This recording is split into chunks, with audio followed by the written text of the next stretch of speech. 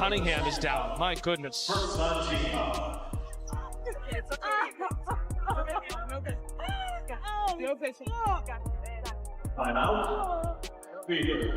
Should be.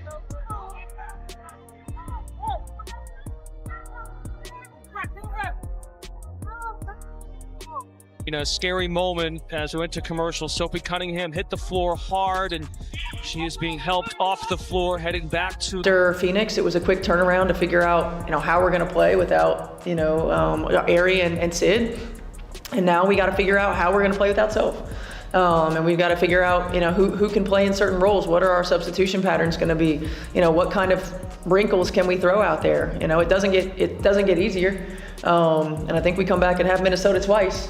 Right, so it's really good mentally, physically, and emotionally for us, and then it gives us practice time. Which Sophie Cunningham went down hard after a nasty knee collision, and the reaction was instant. Fans were furious. Her own family jumped in, and everyone was pointing at the officiating for once again failing to protect players. This wasn't just one bad moment. It felt like part of a scary trend. We've already seen Caitlin Clark sidelined with that ugly groin shot, the infamous J.C. Sheldon eye poke, and Marina Mabry's reckless foul. Every time Indiana sees the sun, someone from the Fever ends up battered, and the frustration is boiling over. But here's the twist. down to 6 for the Fever. Turner, up fade. Turner kicks it. Hole three-pointer. Bottom! Indiana. 7 on the shot clock, 25 seconds in regulation. I gotta get to the rim. Charles has to hoist and connects. Wow. The Indiana Fever prove their resiliency. Indiana didn't fold. Instead, they roared back behind Kelsey Mitchell's career-high 38 points, Odyssey Sims coming in off a hardship deal like she'd been there all season, and Lexie Hull drilling a clutch three that flipped the momentum. The Fever clawed their way to a 99-93 overtime comeback win that nobody saw coming. The real question is, how did this team manage to flip the script after such a nightmare first half? If you're riding with Sophie and the Fever, drop a speedy recovery wish for her in the comments. Let's keep that energy for Indiana. And here's the thing. This battle started before the first whistle even blew. We got Sophie Cunningham writhing around in pain. Definitely hurt. And Sophie's one tough cookie. If Sophie's kicking and screaming like this, no Will Farrell. She's in pain. We even have Connecticut Sun players. Look at that. Connecticut Sun players, Connecticut Sun training staff coming up to her as the Fever starts making their way down. Indiana came into the game missing all three of their true point guards. Clark is still out from that mid-July groin injury. Sydney Colson's season ended with a torn ACL, and Ari McDonald is still recovering from a broken foot. That left them without a single natural floor general.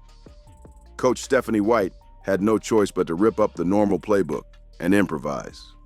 Instead of polishing sets like most teams do late in the year, Indiana had to strip things down and lean on simple actions that wouldn't overload players now handling the ball in roles they weren't used to. Fever down! Bow, bow, bow! Up in the chat. Yeah.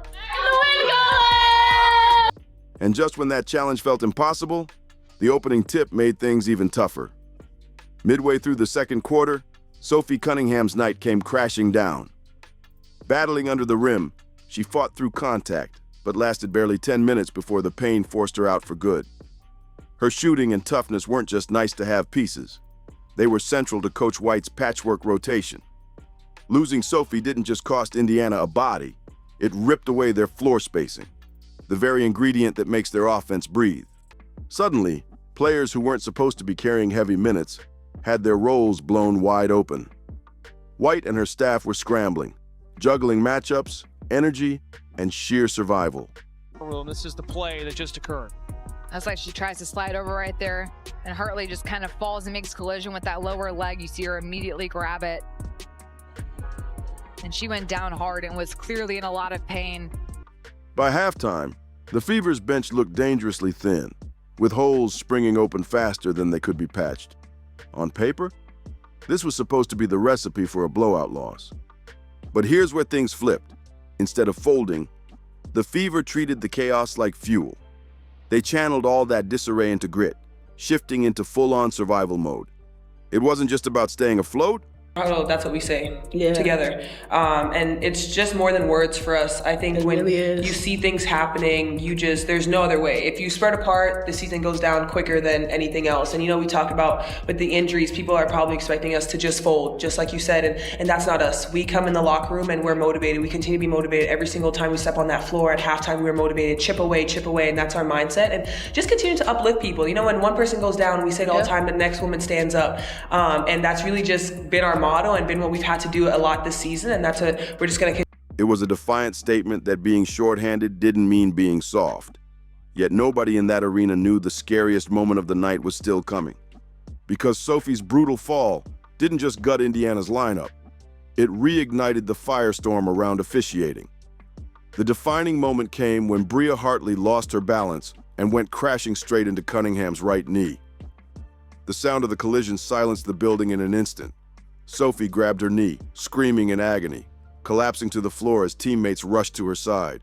She couldn't put weight on the leg, had to be carried off by trainers, and afterward the Fever confirmed the chilling news.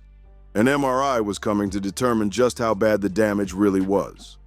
No foul, no whistle, nothing. She magically lower her shoulder into Sophie Cunningham's legs. Can somebody please explain that to me? Can somebody please explain those physics again? Don't want to hear it, because this is... That's what the officials decided. And the moment it happened, the entire arena exploded with outrage. Fans shot up out of their seats, waving their arms at referees, screaming for a stoppage while Sophie lay crumpled in pain under the basket. The game kept going like nothing happened, and that only poured gasoline on the fury, not just from the stands, but from her teammates too. One of their starters had to be carried off, yet the officials didn't even blink. After the game, Coach Stephanie White admitted her first thought when she saw Sophie in such visible agony was blunt and raw.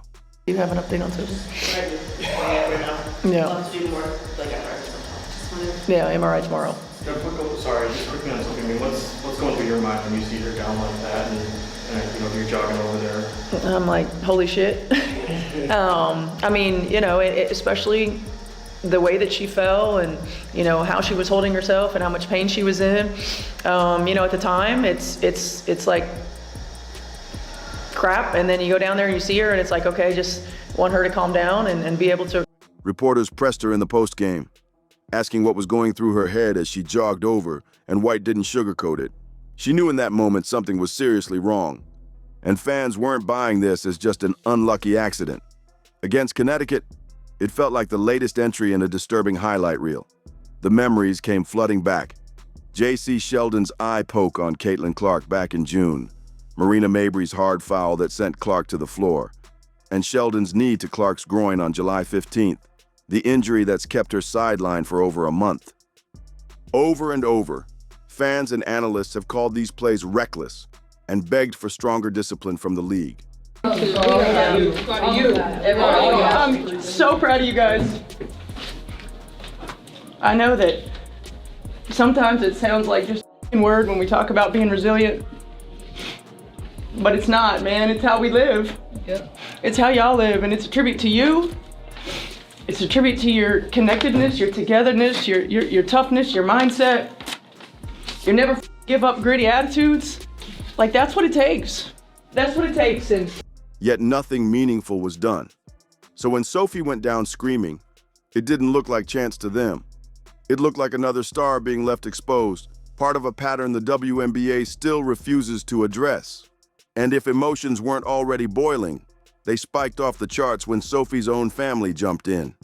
Her sister Lindsay took it straight to the league, posting directly at the WNBA.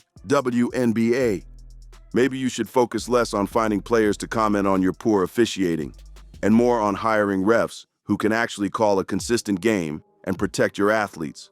Pathetic. Praying for you. That wasn't a random fan ranting from the cheap seats. That was a family member, furious over what she saw as a dangerous environment spiraling out of control. And she wasn't alone. Sophie's mother, Paula Cunningham, added fuel with a since-deleted post that branded Bria Hartley as plain mean and her plays out of control. Deserves zero benefit of the doubt. And Sophie Cunningham's family not too happy. I believe this is Mama C. Hartley is a disgruntled player having trouble everywhere she goes. She's plain mean and plays out of control. Looked out of control to me. Maybe you should focus, her sister. Maybe you should focus less on fining players for commenting on your poor officiating and more about hiring officials that are capable to call a consistent game and protect your athletes. Pathetic. Praying for you. The only good thing positive surrounding Sophie Cunningham come out of this game, she looked in good spirits. Those weren't just emotional words. They hit with authority, shaping how the public judged the moment. For many who saw it, Paula's words confirmed the growing belief. Players weren't being protected, and the league had no handle on its own officials. That brought the conversation to a bigger, uglier question: accountability. Hartley already had a history of on-court clashes, and her involvement here only supercharged the backlash. Fans flooded social media, accusing her of being reckless, some demanding suspension, while others went further, calling out the WNBA itself to step in and clean up the mess with stronger officiating standards. Intentional or not, the fact that Sophie's injury came with zero whistle was the spark that lit the powder keg. The frustration wasn't just about one play anymore. It became a rallying cry, and Indiana felt it. The Fever knew this game wasn't going to be handed to them by sympathy or by refs who refused to act. Mabry knifes off the screen. Charles is doubled. And Indiana looks like they're in a zone right now. Kick out and stolen by Mitchell. Explodes 2-on-1. Sims elevates for two and a foul. Bug with their point guards. This is where you have Odyssey Sims coming in. Kelsey Mitchell making a great heads-up play here, but Odyssey Sims has done a great job early on coming in. If they wanted it, they had to take it. And that's when everything flipped. All that raw emotion funneled straight into one player. And Kelsey Mitchell unleashed one of the most electrifying scoring stretches Indiana has ever seen. Before halftime, Kelsey Mitchell barely made a sound, just 4 quiet points on the board. But after the break, it was like a switch flipped. She demanded the ball, hunted every matchup, and flat out torched Connecticut. By the final buzzer, Mitchell had dropped a monster 38 points, tying her career high and setting the bar with the highest single-game scoring performance in the entire league this season. And here's the jaw-dropper. 34 of those points came after halftime. When the Fever needed a savior in overtime, Mitchell answered with 10 more points, practically dragging Indiana across the finish line by herself. We will never be counted out, because that is worth gold. That is worth gold. Kels, goddamn baby. Put us on your back. Oh. Her efficiency was just as lethal as her volume. She went 11 for 22 from the field, splashed 5 of 8 from deep, and calmly knocked down 11 of 12 at the line. Oh, and she still managed to hand out 6 assists, keeping the offense alive when it was one missed shot away from collapsing. Every possession felt like a cliffhanger. The margin of error razor thin after Indiana had trailed by as many as 21. One wasted trip. Circles back. Howard, assertive, 2 and the foul. Fever fans have come alive and a chance to make this a one-possession game. Wow. And momentum would have snapped right back to the Sun. But instead, Mitchell buried step-back jumpers in the fourth, drilled back-to-back threes to erase deficits, and iced overtime with cold-blooded free throws. Coach Stephanie White admitted afterward she was speechless. Her words were simple but powerful. Mitchell put us on her back, made big shot after big shot, big play after big play. And that's exactly what it looked like from the sidelines. Even Connecticut's defenders smothering her every move couldn't shake her rhythm. By overtime, there was no debate. Kelsey Mitchell has a new career high.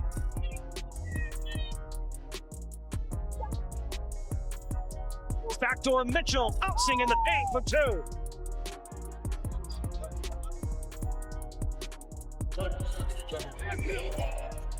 Kelsey Mitchell, the big is matched up. Mitchell squeezing through for 2 and the foul.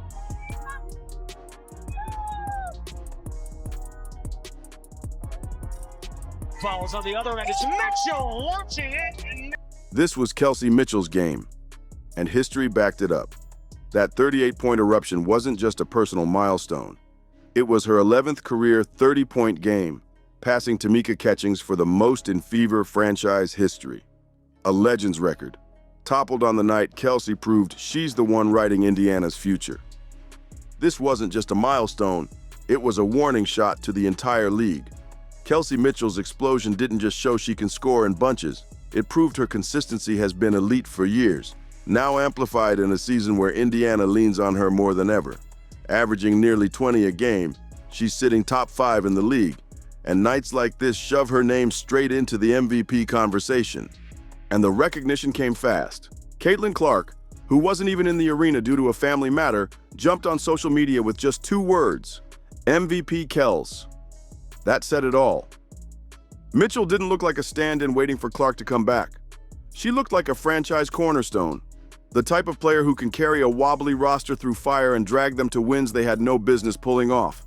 And this one, it was historic. Shot clock down to 6 for the Fever. Turner, up fade. Turner kicks it. Hold three-pointer. Bottom! Indiana's 99-93 overtime thriller wasn't just a win. It was the largest comeback in franchise history. A rally built almost entirely off Mitchell's unstoppable second half. Instead of folding under injuries, foul trouble, and Connecticut's physicality, the Fever turned to Kelsey, and she delivered a performance that kept their playoff push alive. Without it, we'd be talking about another crushing loss. Instead, the outlook of the entire season shifted in one night. Still, even a masterpiece needs its brushstrokes. As demanding as Mitchell's takeover was, the Fever needed other players to step in, patch holes, and steady the game in moments where everything could have unraveled. And that's exactly what happened. Your New England Ford dealers and the Ford Bronco family goat modes, the official SUVs of the Connecticut Sun. Mitchell connects. Reading the defense and reckless closeout. So you have to make sure you let the shooter land here. Landing space needs to happen. Looks like Mitchell also clutching her leg here as well.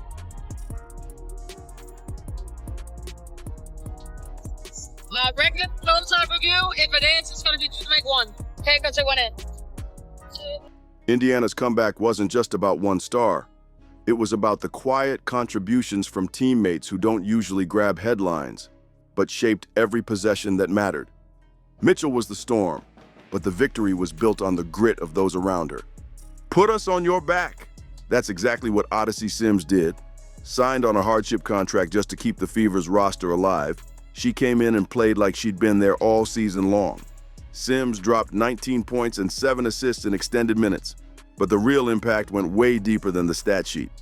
She was the calm in the chaos, breaking Connecticut's full-court press, shredding their traps, and steadying the offense every time it looked ready to crack. With no true point guard available, Sims became the organizer, the connector, the one who kept Mitchell in rhythm so she could go nuclear. Without her, that comeback doesn't even get started. In a low stance defensively, matched up with Mitchell. Fires up a 3. Kelsey Mitchell! Oh my! Mitchell comes back for it with 8. Sims, up fake, back out, Mitchell. Got Rivers in the air, Kelsey Mitchell again! You betcha! Wow! And while Sims controlled the pace, Aaliyah Boston owned the paint. She finished with 14 points, 13 rebounds, 5 assists, 2 steals, and 2 blocks. Her 15th double-double of the season, a brand new franchise record. The numbers were big, but the impact was bigger. Boston battled constant double teams, kept possessions alive with second-chance boards, reset the offense with crisp outlets, and erased mistakes with clutch blocks. She wasn't just holding her ground, she was the backbone of Indiana's fight. But then came the shot that broke the Sun's spirit. With 44.9 seconds left in overtime, the Fever clinging to a fragile lead, Lexie Hull slid into the corner. One clean release later, the dagger 3 splashed through, and the arena erupted. Connecticut's hope evaporated in an instant.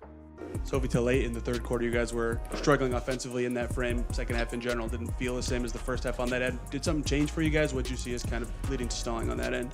Yeah, I think we were just kind of slow. And every time that we're slow, especially defensively, it just somehow affects our... On paper, Hull finished with just 8 points.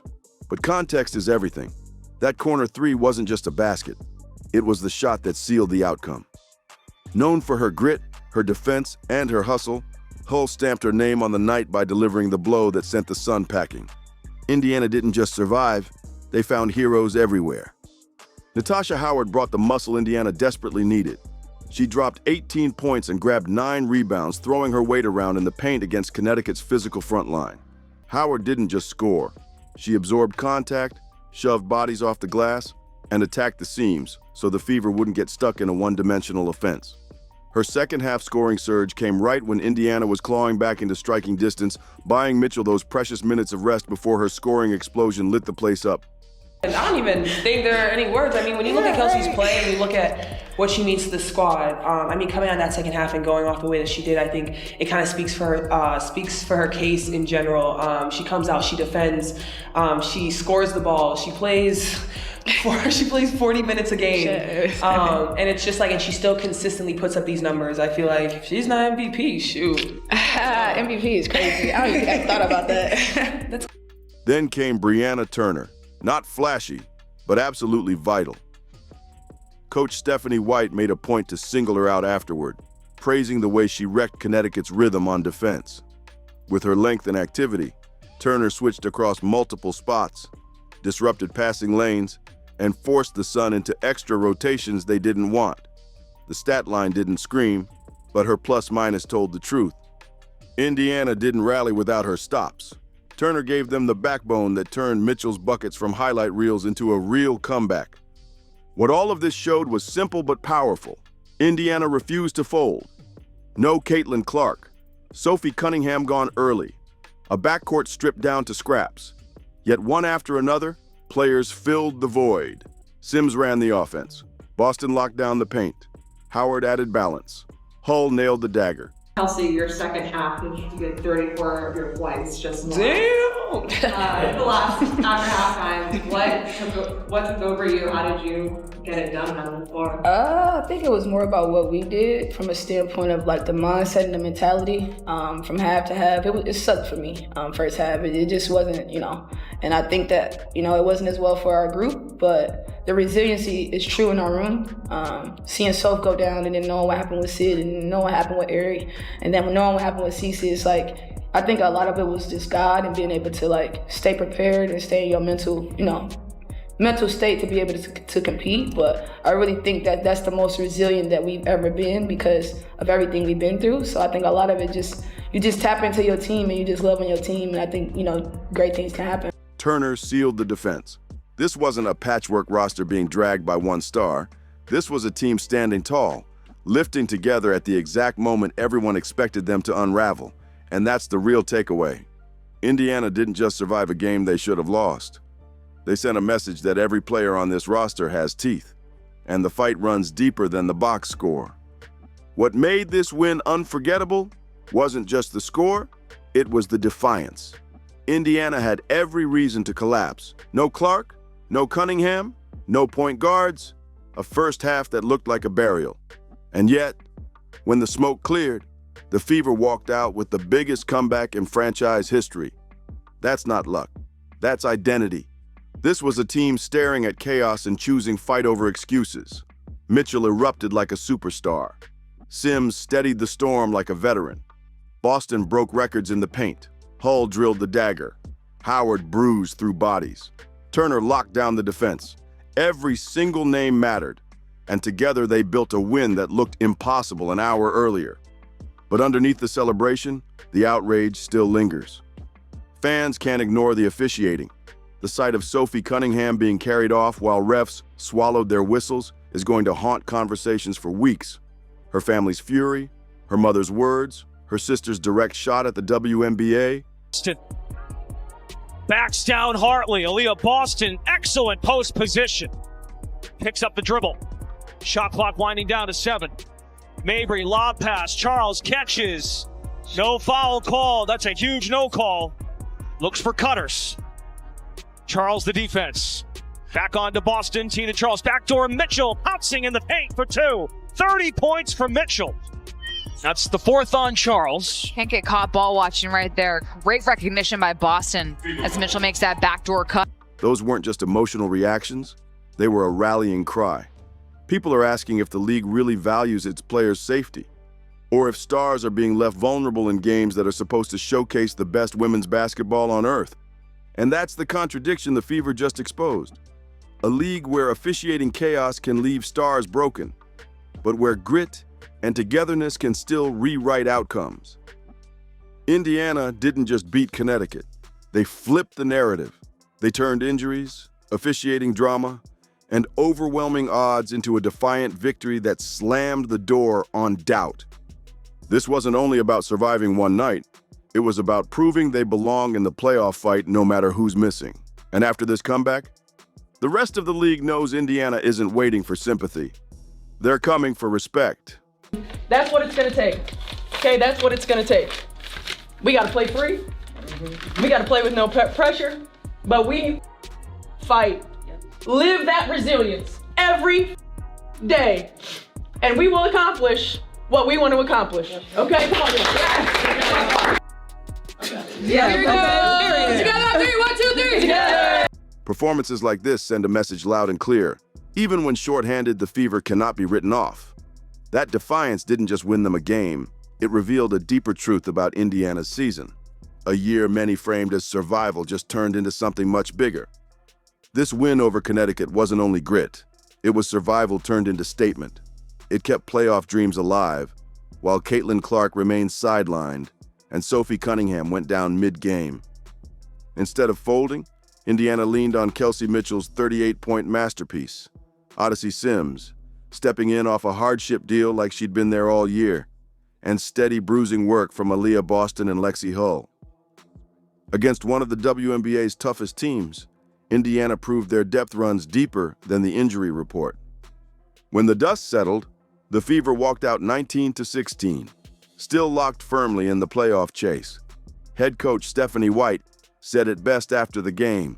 It was something like a 22-7 run, the end of the second, beginning of the third quarter. And those are hard to recover from anytime really, but when you're missing pieces. And, we've got to make sure that we're sharper at times. We don't have the margin to have lulls within quarters. And then I believe they had something like 21 points from free throw line and turnovers of their 26 in the fourth.